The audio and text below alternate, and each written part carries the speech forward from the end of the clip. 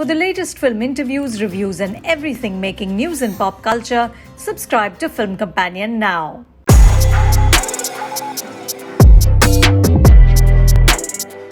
About an hour into Sarapatta Parambarai, there is a boxing match between our hero Kabilan and a boxer named Dancing Rose.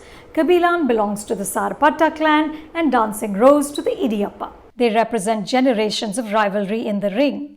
Kabilan is a newbie with a lifelong passion for the sport. Rose is a legend who came back from retirement only to defeat Kabilan and destroy his dreams of fighting Vembuli, the Idiyappa clan's most ferocious and famous boxer, which of course will further humiliate the Sarapatta clan, who anyway have been losing for decades. Dancing Rose is named that because he doesn't just box, he pirouettes around Kabilan doing cartwheels like a court jester. His nimbleness and attitude seem to be mocking Kabilan. But this is a boxing movie and I don't think it's a spoiler to tell you that the underdog wins. Rose, played by a superb Shabir Kala Rakal, is a minor player in a sprawling canvas. But what's remarkable is how distinctive and memorable he is. And this is what makes Sarapatta Parambarai so brilliant. Writer-director Par Ranjit reinvents the usual tropes and roots the narrative in a masterfully crafted world populated by fleshed-out characters. Rose isn't there just to further Kabilan's ascent. He brings in color, sparkle, and a keen sense of the time.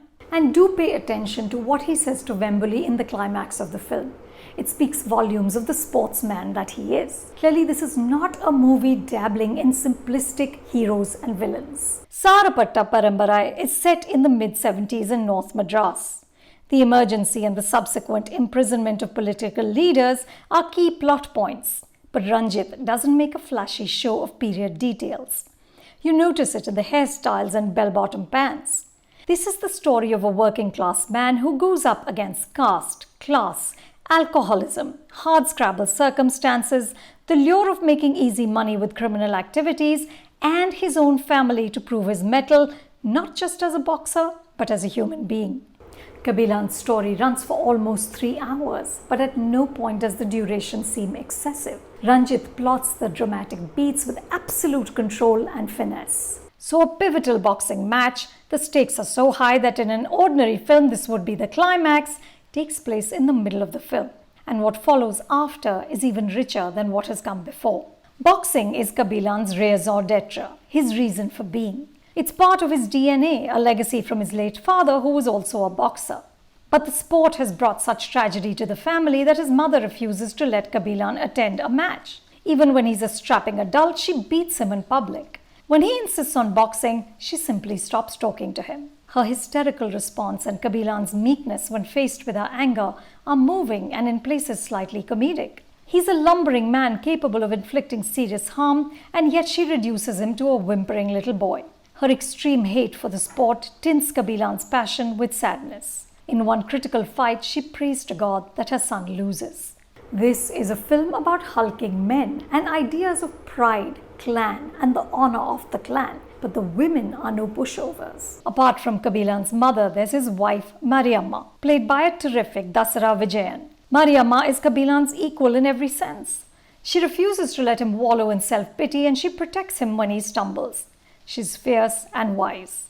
At one point, she tells him it's a sport. If you lose, you lose.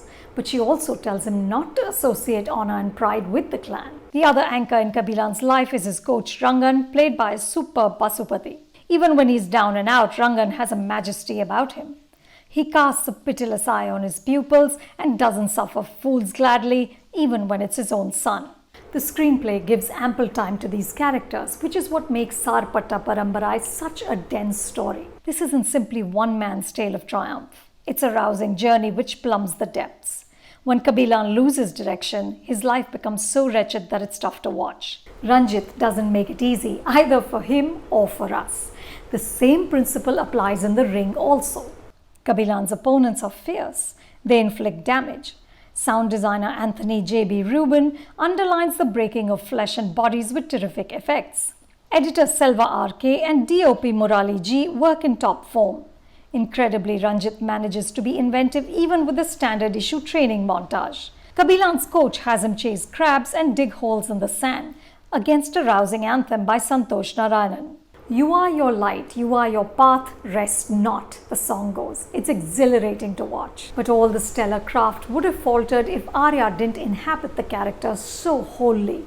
The actor's physical transformation is the least impressive thing here. He's equally convincing as he smashes his opponent's faces and as he grovels at his wife's feet, begging her not to leave him. It's also noteworthy that in a film so embedded in aggression and fighting, the men aren't afraid of crying. Kabilan weeps like a baby.